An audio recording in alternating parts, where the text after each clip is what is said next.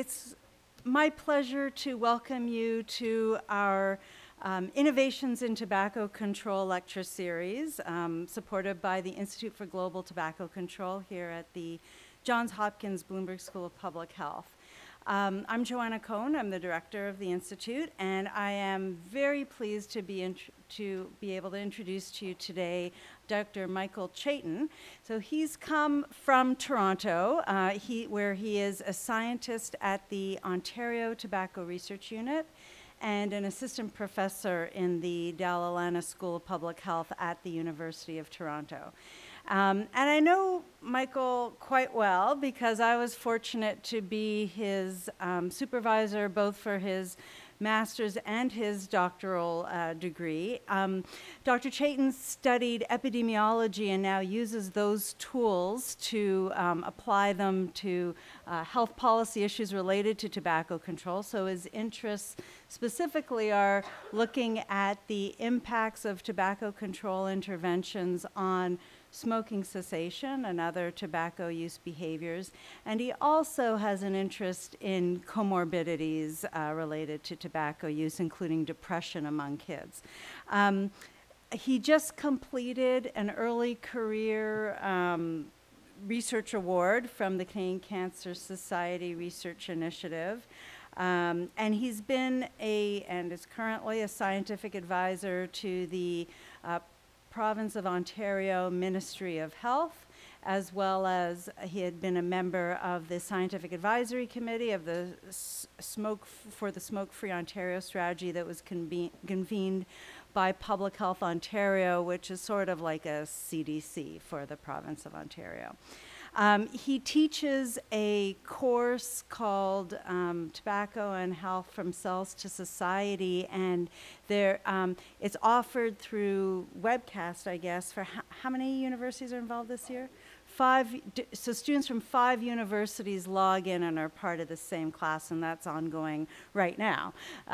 So we're lucky to have you here today. So I'm really excited to have Dr. Chaiton talk to you about a very innovative tobacco control policy. So in this country, here in the United States, we've talked about banning menthol cigarettes, for quite a while. But some provinces in Canada have actually done it. And Dr. Chaiton is going to talk to us about his study looking at what has happened in Ontario in response to the ban on menthol cigarettes. So thanks so much for coming.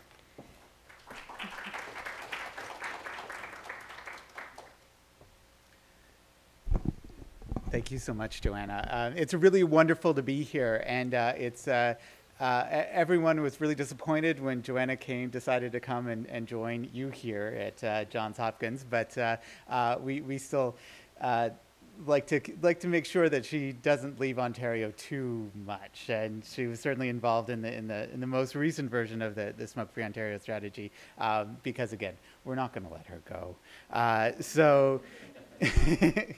She might try, but again, I'm really happy to be here to talk about this again, innovative tobacco control policy, and looking at trying to ban menthol cigarettes from Canada and the actual impacts on smokers, and the work that the tobacco industry has tried to do to combat that ban. I'd like to start off by acknowledging the co-investigators on this grant. It was funded by the NIH through Tom Eisenberg's P50 grant. And there were a number of people who worked on it, notably Bo Jang and Shanice Christie, who did much of the actual data collection for this. So, a number of jurisdictions around the world have started to think about banning flavors from tobacco and from cigarettes.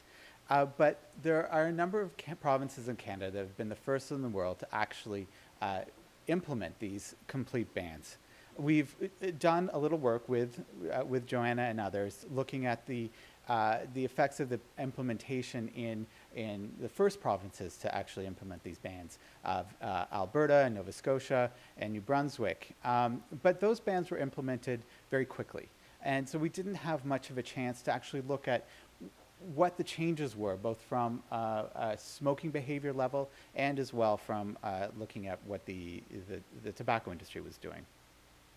So this menthol ban was announced about 2 years ago, at about the same time as the ones in Alberta and Nova Scotia, but only came into effect this January of this year.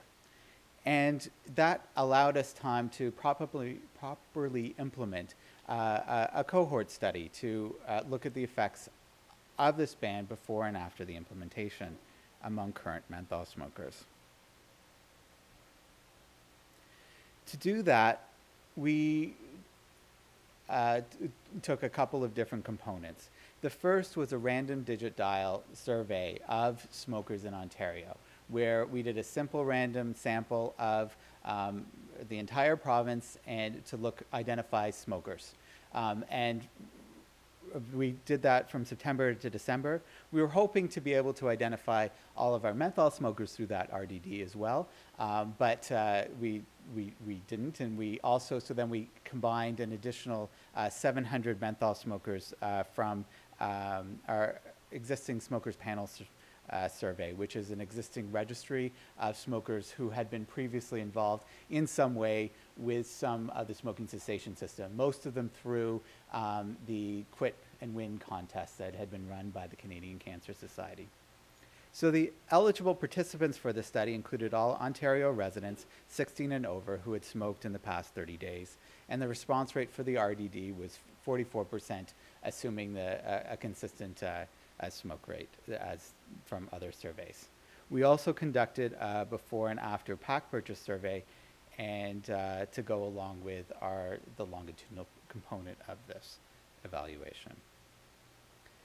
It's important to note a couple of unique features about the tobacco control environment in Ontario.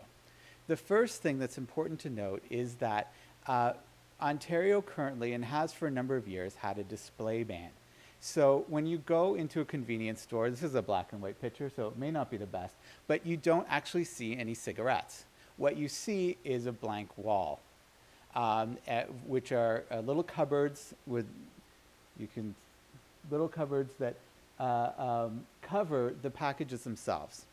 And retailers are not allowed to show people what's behind those covers. So if you go in, they can't have them just hanging open or broken. If you want to just look at the packs, they're not allowed to hold them up for you. The only reason that those packs can be seen is if someone goes in and says, I want this pack.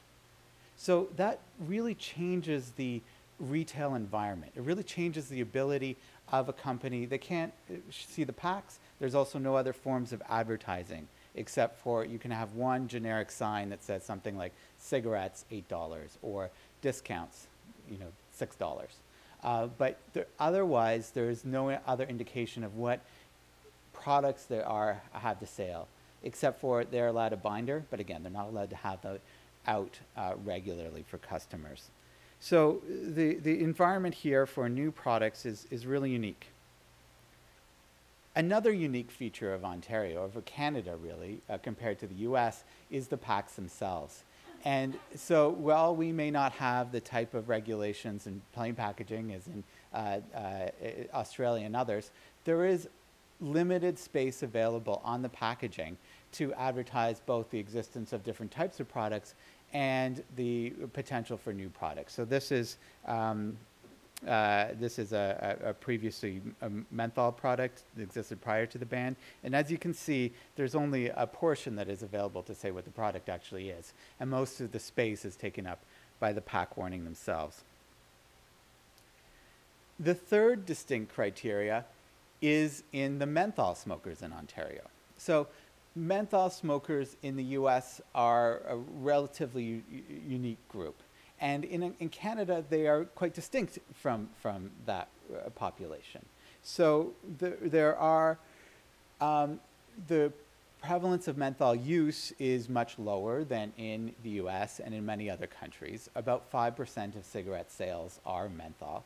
What we found when we did our random digit dial survey was that a much larger number, about 27% of smokers had described using menthol product in the past year. So while only about 1/5 of those, or about half of those smokers were menthol users, were actually regular menthol users, there were quite a number of people who would use menthol on an irregular basis, usually when they were sick or if somebody happened to have it. We don't have the same level of established menthol use than we do in other countries. The other difference demographically is that while there is substantial use among youth, it's not dramatically distinct. There are a lot of older menthol smokers as well.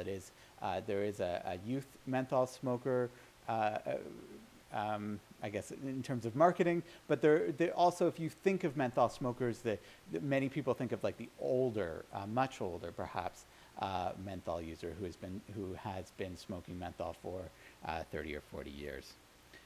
They are also, while they are also less likely to be white than regular smokers, but if you notice, this difference is not dramatic. So 77% of menthol smokers in our sample were white, and our random sample were white, compared to 87% of our non-menthol smoking sample. So it is less white, but not dramatically so, as in some other countries. There were also no other differences we found by education, number of cigarettes smoked per day, or being a non-daily smoker. However, menthol users were more likely to have used other types of flavored and unflavored tobacco, which would be as expected.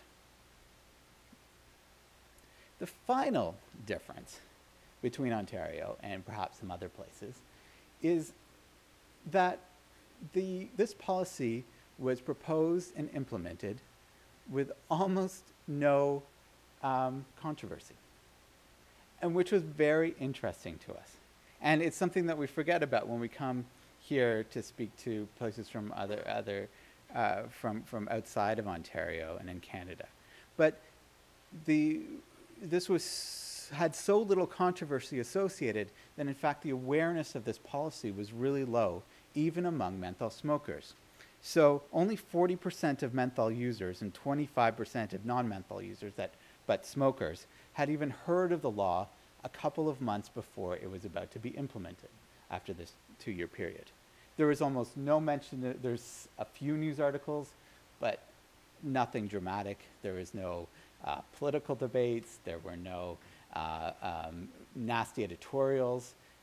This came into force with almost no attention being paid to it, right? Which is surprising. You would think that this would be a dramatic law, but perhaps due to the demographics, perhaps due to the other tobacco control environment in Ontario, this was actually a non-controversial and easily digestible policy.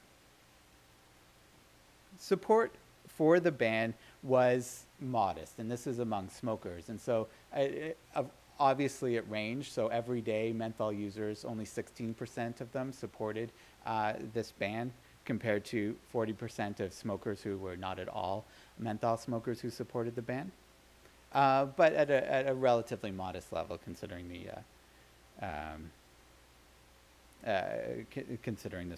the awareness. As previously mentioned, in our other work led by Joanna Cohen, we found that in Alberta, the industry had made a number of different preparations for the menthol smoking ban, and in particular had introduced new replacement products. These products were primarily the green menthol replacement packs. So this is an image of the number 7 menthol brand, and that went from number 7 menthol to number 7 green. And so one of our primary interests was to see in Ontario if we'd see the same level of replacement packaging. And in fact, we did see some of the same type of replacements available. So this is Next. It was formerly Next Menthol. It is now Next Green. In following the same similar pattern to those green replacement products that we'd seen in other. However, the Ontario replacement strategy was quite different. And this you could also be seen by looking at the national data. So this graph is of sales in Canada, so this includes Ontario, over the last, since 2001. And what we can see is a relatively consistent level of sales of menthol as a proportion of all cigarette products, from about 4.5%, ranging up and down.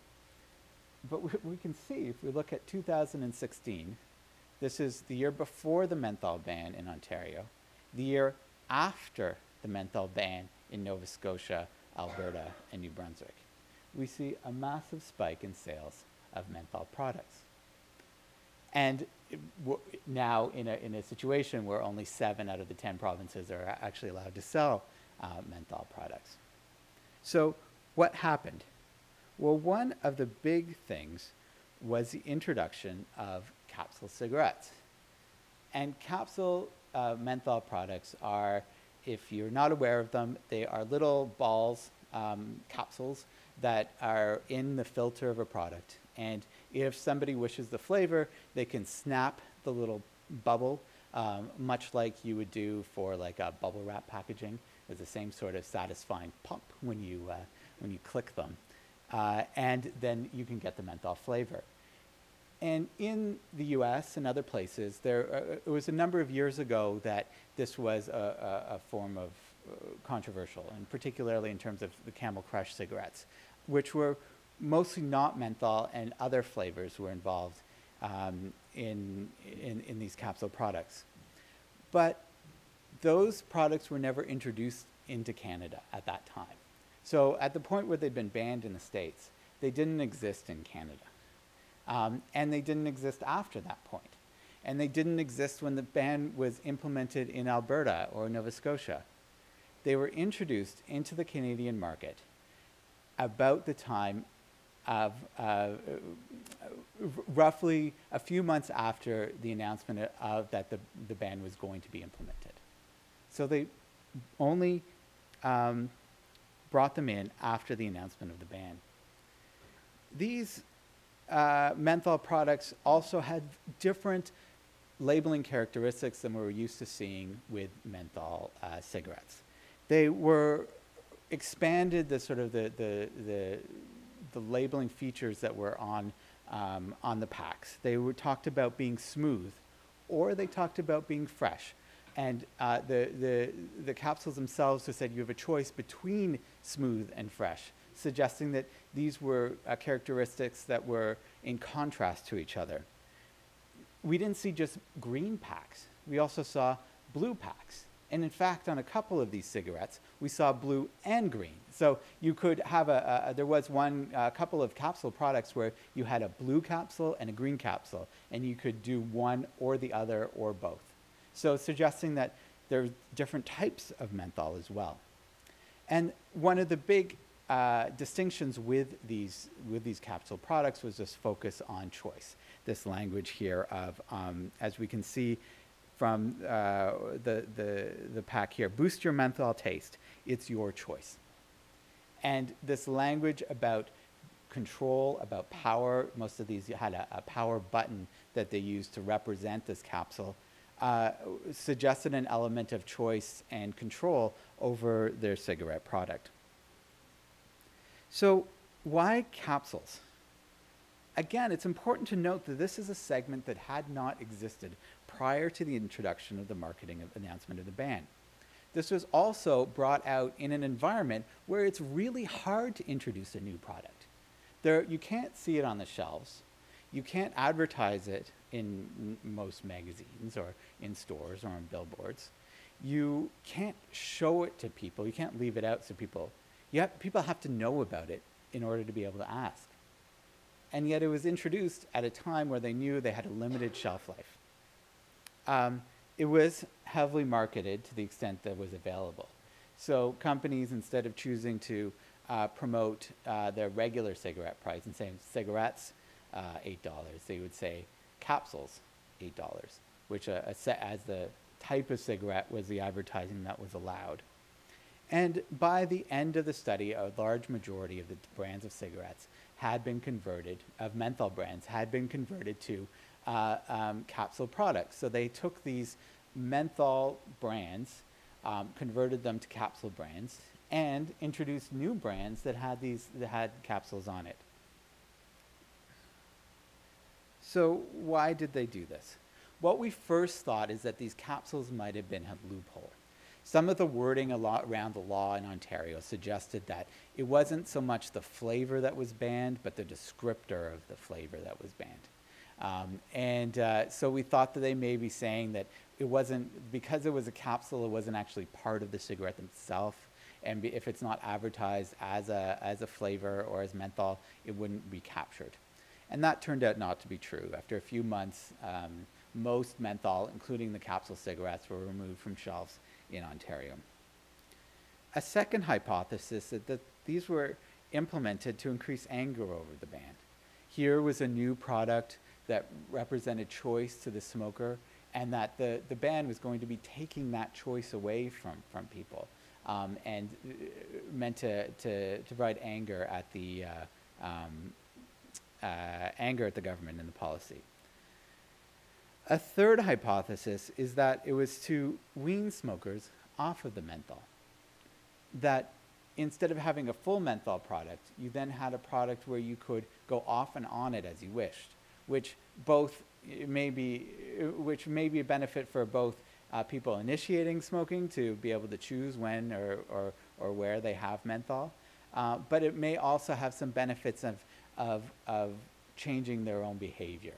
So realizing that they didn't necessarily need to have the menthol in the same way, or that it could be only a partial. We're not sure about this. There's an advocate has also suggested to me that one of the reasons that they delayed it was that companies were worried about introducing a capsule into Ontario earlier, because they were worried that it would trigger a menthol ban. That if they had brought them out 4 or 5 years before, that the existence of menthol capsules would have meant that the governments would have been eager then to implement a menthol ban in a way that they wouldn't have otherwise.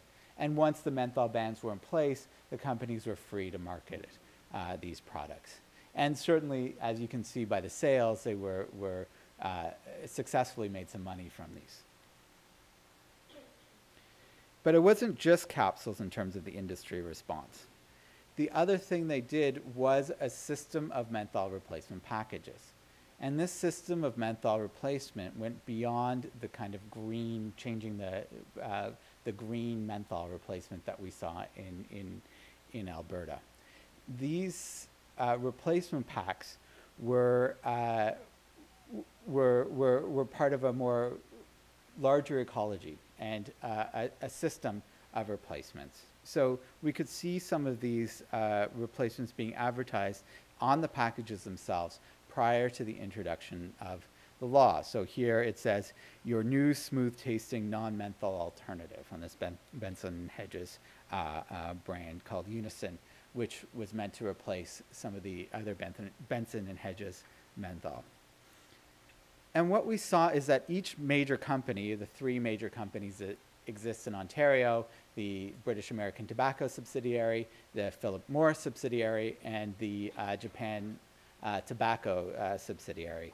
And each of those companies produced materials and a replacement menthol guide to what products smokers should choose now that menthol was gone.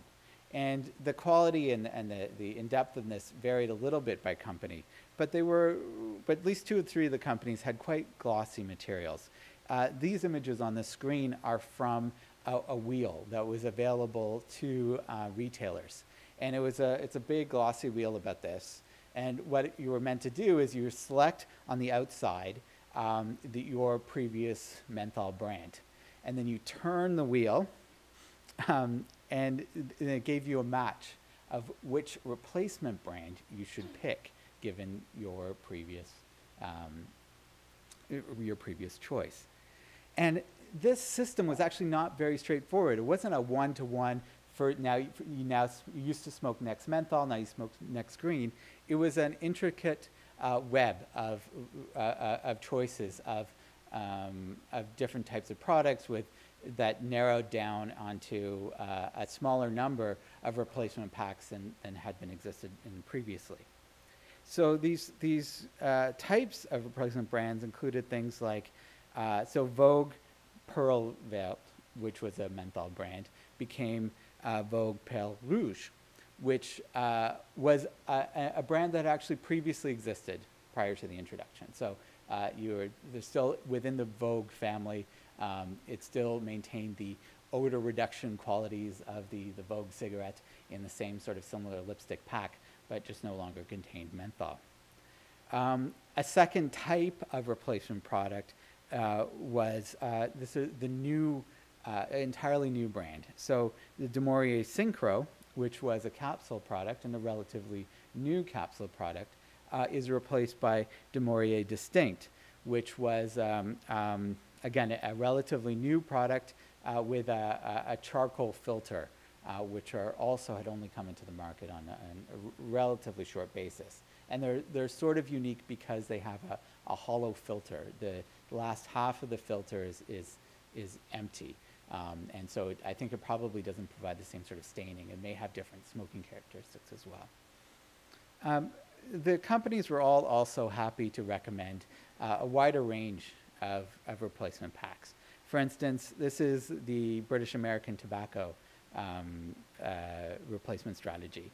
And they also recommended what British American cigarettes you should smoke if you smoked a competitor's brand initially. So number 7, for instance, is a Japan tobacco brand, and they suggested if you smoke this number 7 menthol, then you should then smoke John Player Rich, which is actually just a generic cigarette. It's one of the most popular cigarettes in the Canadian market for the past 20 or 30 years. And so each of the companies also were helpful to include suggestions about getting other people onto their own products. Apart from this type of replacement strategy, there were also novel products introduced, including this one called the Camel North Aquafilter. And you can see the instructions for it at the bottom of the screen printed on the pack themselves. And this product really, I think, was developed from the popularity of the capsules. It is sort of a capsule. It works a little bit differently, but it's the same idea. You have something inside the filter, you click it, and the liquid goes out. In this case, it's not a flavored liquid, it's just water. And you're supposed to wait 3 seconds between after clicking it for it to work. I'm not sure how it's supposed to work or what it would actually do, but it is certainly, if you click it, water comes out. And it does something. And so this, I think, was to use that popularity of the capsule filters. There were also other products. This is John Player Choice was a fairly novel capsule product. And it is replaced with John Player Charge was the capsule product, and it's being replaced by John Player Choice. And John Player Choice is not a capsule product. What it is it has an adjustable filter. So it is literally a filter where you can twist it to provide different levels of intensity. So your choice here is not whether you got flavor or not. It's whether your cigarette is more or less intense. And that corresponds to some of the language that we see in these capsule products. It's not the language around what menthol does shifts back and forth. Sometimes it's to provide a smooth or cooling type of product, but sometimes it's to provide intensity, excitement, charge. It's this idea of either it's supposed to make it more palatable, or it's supposed to make it more engaging in some way. You can see also this is material that was meant to go for the retailer, and they had a reminder that there would be no menthol starting in 2017.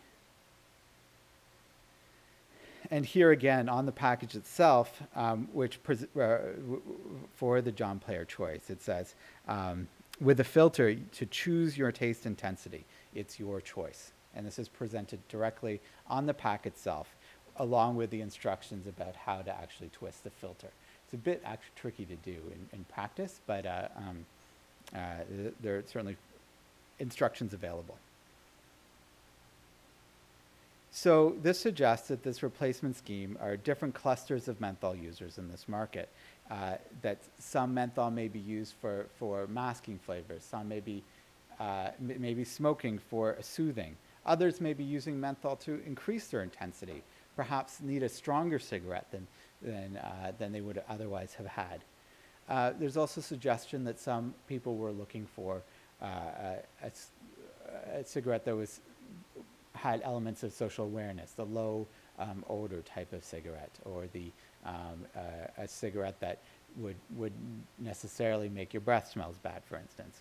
And there may have been others, and this is certainly an area where we're looking to understand where the replacement schema suggested about the segmentation of the market itself.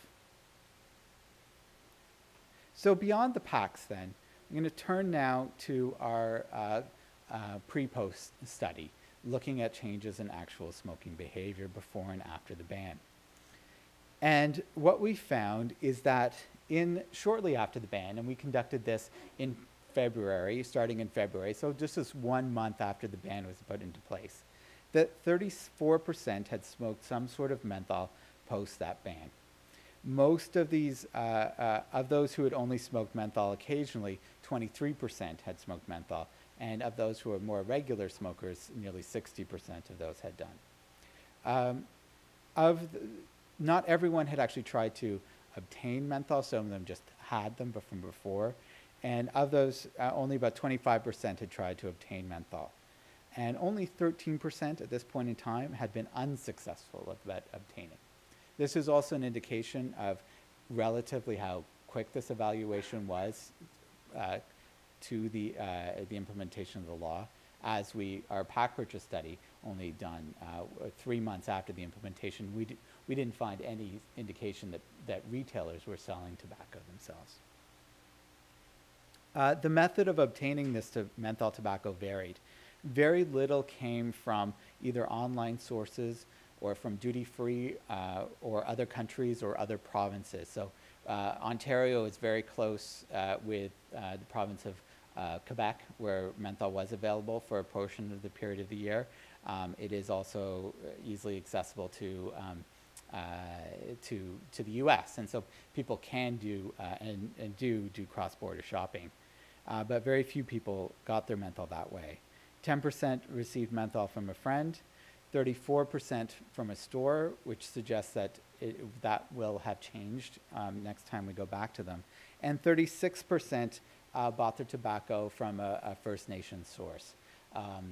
This corresponds to about 12% of our overall population, or menthol smoking population, which is actually very similar to our level of contraband use in Canada.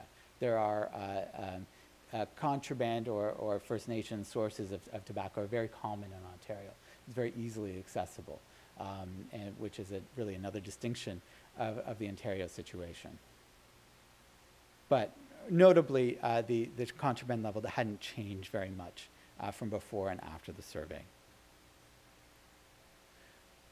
One of the adaptations that we did find was an increase in the use of alternative flavored products, particularly e-cigarettes and cigars, among those who were primary menthol smokers before the ban. And so this graph compares the use of e-cigarette, cigars, and other flavored products, which is really a grab bag of different things, hookah, smokeless tobacco, BDs, Kretex, that were really too small to break out properly. And before the ban, these levels were roughly the same, but we can see some divergence after the ban here, with much higher levels of flavored e-cigarette use and cigar use than before, and somewhat lower use of other products, suggesting that the regular menthol users were potentially seeking out other sources of flavor. We also found significant levels of quitting behavior that were going on in this cohort.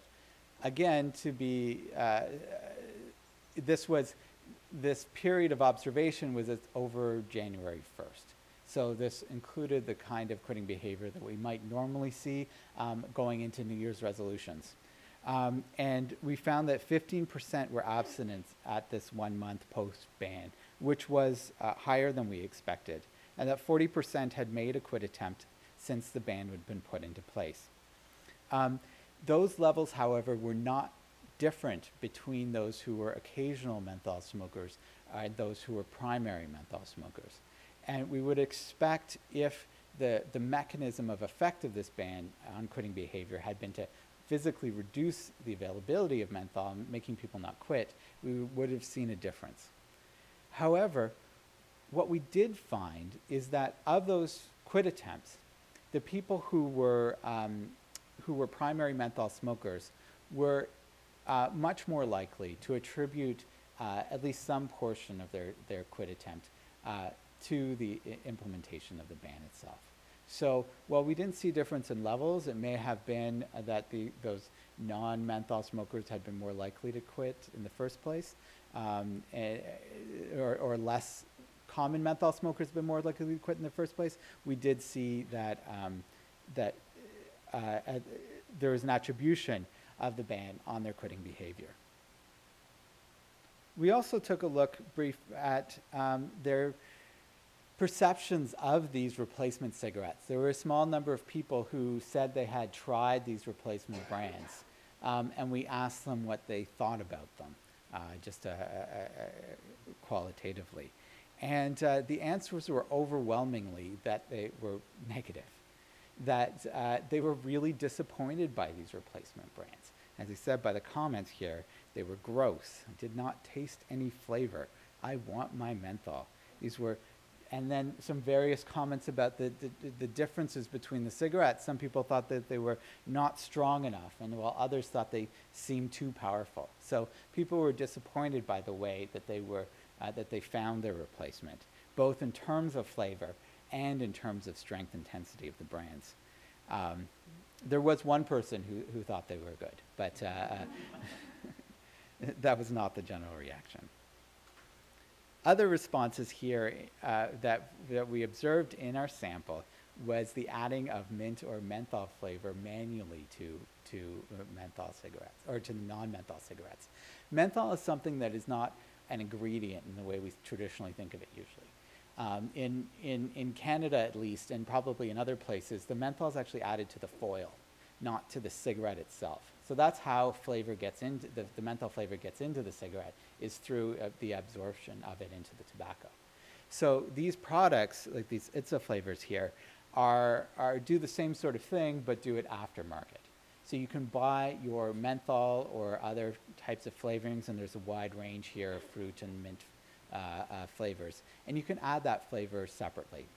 It's not just marketed to tobacco. It's imported by a cigar firm. So it had been, when we clerks had told them that it was told us that this product was meant for tobacco, but it is also marketed, as you could see by this ad, to a wide range of legal herbs and probably illegal herbs as well.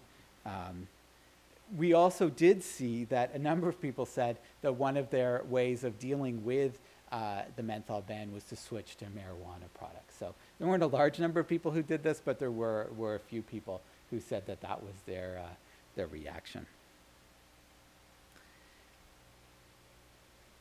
What we found overall then is that the predicted behavior in many ways differed from the actual behavior of these smokers. And so we asked before the ban what they thought they were going to do.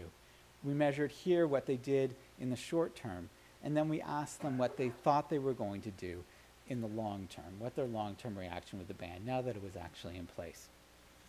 We saw a very few people suggested they were going to add menthol or to switch to marijuana. It's only 1% initially, and 3% actually had this reaction, and nobody said that they were going to use this as an adaptation going forward.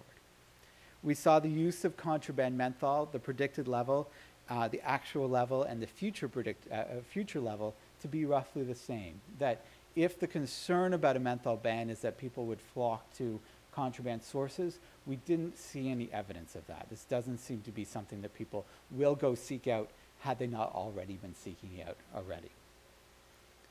We saw some interesting things with the use of alternative flavored products as an adaptation to the ban.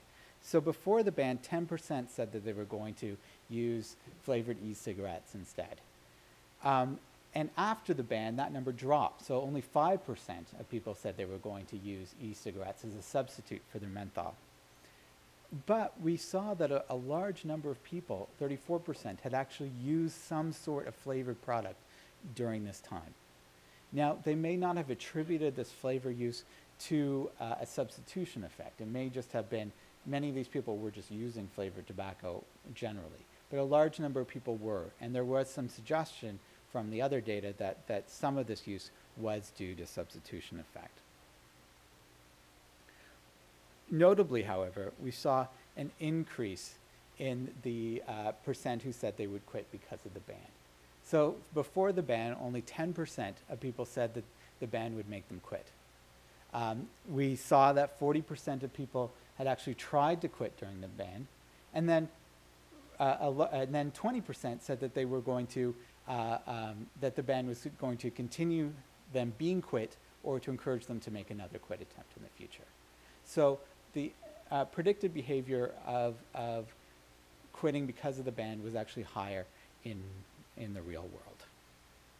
We also saw of those about 45 or 47% before the ban and 45% after ban said that the ban wouldn't affect them at all, that they just use regular cigarettes as their only adaptation.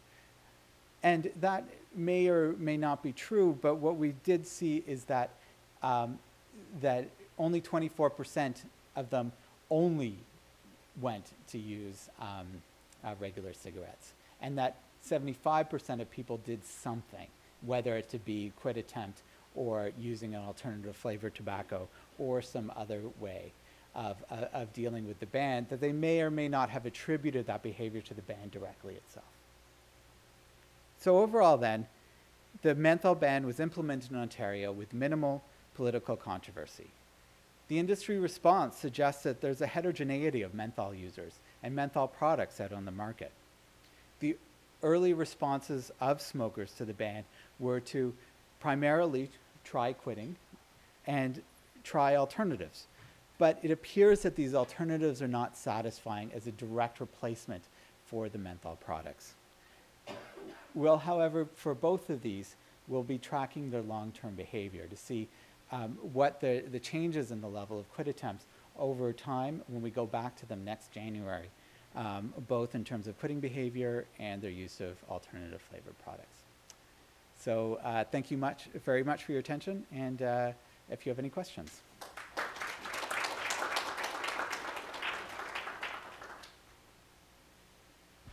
We have some time for a few questions. That was so informative, Michael. It's fascinating to hear all the responses that you've been sort of seen so far in the early days. And we're going to have you back after the next round of data collection. But I just want to make sure. Thanks so much, Michael. The menthol ban in Ontario, was it part of a broader flavor ban, or was it focused on menthol? In the U.S. market, the way the Tobacco Control Act is written, we have a ban on characterizing flavors, but menthol has been excluded. So can you just paint us a picture of how, either in Ontario or Canada, the other flavors fit in? Sure. Menthol has been, or flavors have been regulated in tobacco for a number of years. In 2009-10, the federal government implemented a ban on flavors in cigarettes, as well as little cigars with filters on them. And that really changed the trajectory of flavored tobacco sales in Canada. It had a massive impact on it.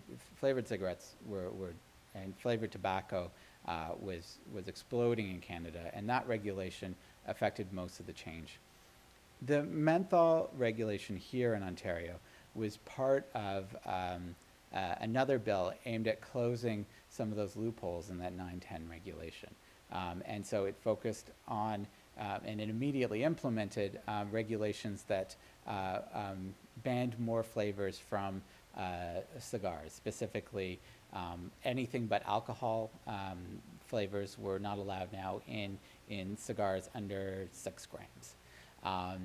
And it's not clear how big of an impact that flavor ban was, but that was implemented right away. And the menthol components, as well as a ban on clove cigarettes, were delayed another year to go into effect in January 2017. I think probably because they thought it would be more controversial, whether or not it turned out to be so.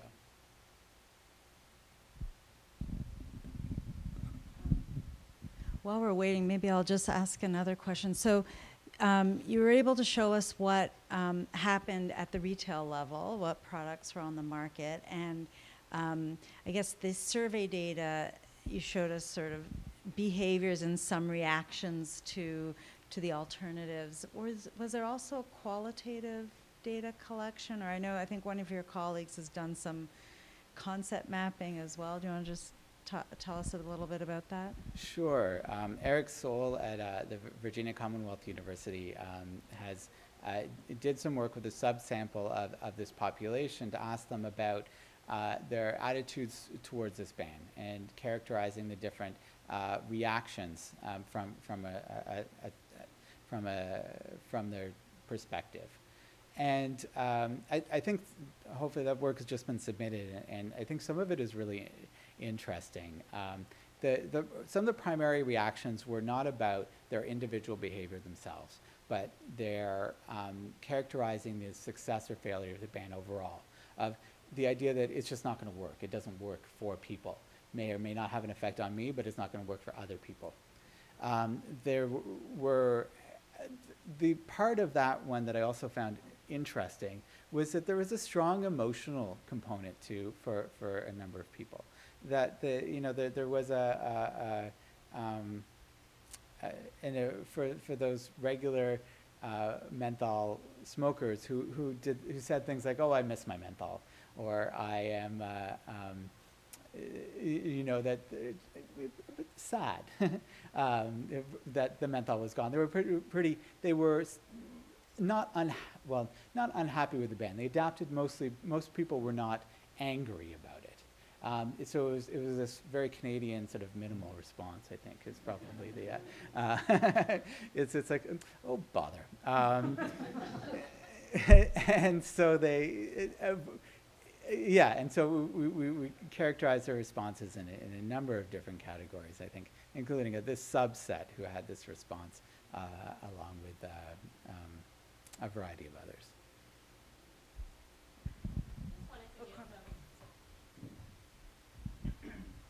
I wanted to get some clarity about the capsules, because you mentioned that it was a loophole with the law. So was it inclusive with the law? Were capsules banned as part of the menthol ban?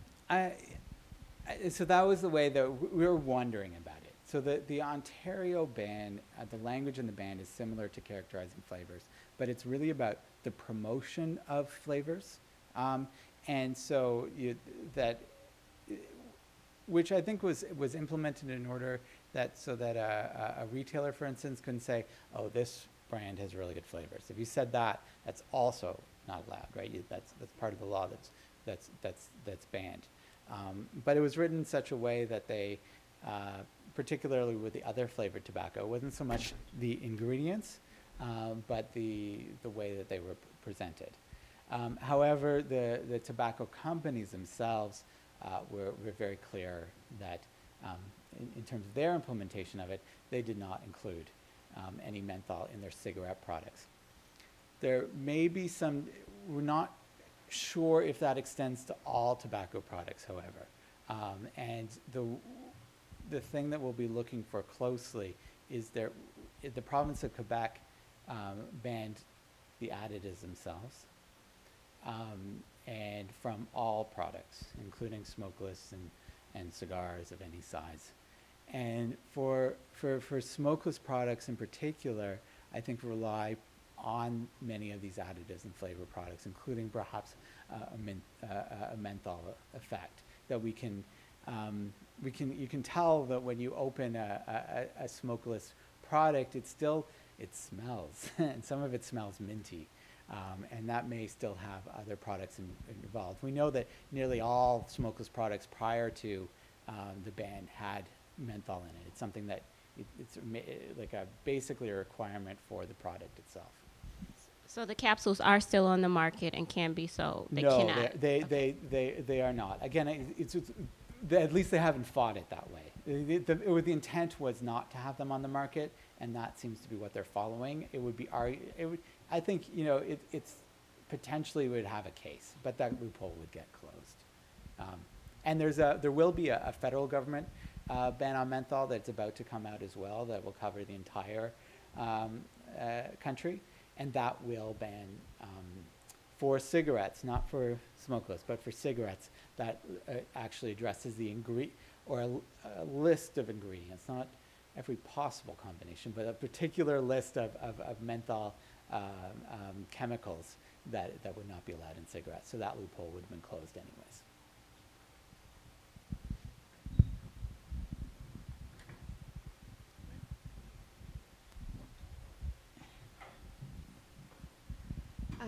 I was really curious about the It's a Herb flavoring packets. And I was just wondering, do you have a sense of how much that might potentially grow in the future as like a customizable product for people looking to continue to smoke menthol products, and kind of your ideas for monitoring that trend?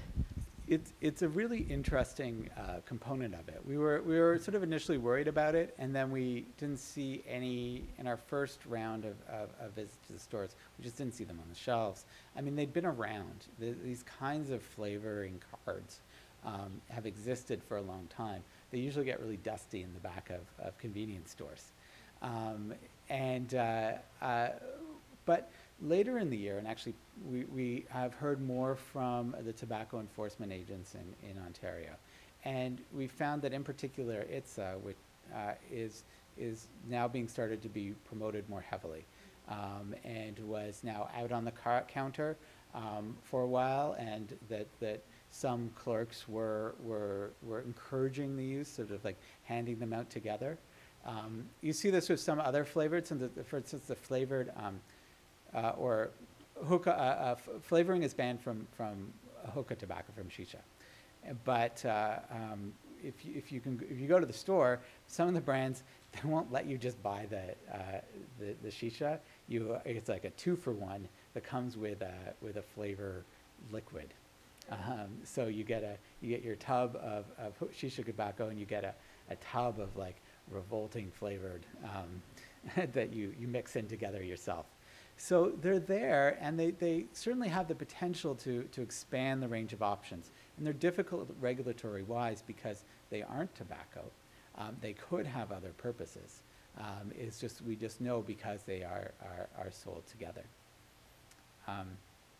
Just on to expand on the retailing, one of the other things we've heard, apart from the ITSA representatives who are trying to encourage the sales of the flavor cards, is we've also heard from retailers through the enforcement data that they are receiving test shops from the tobacco industry.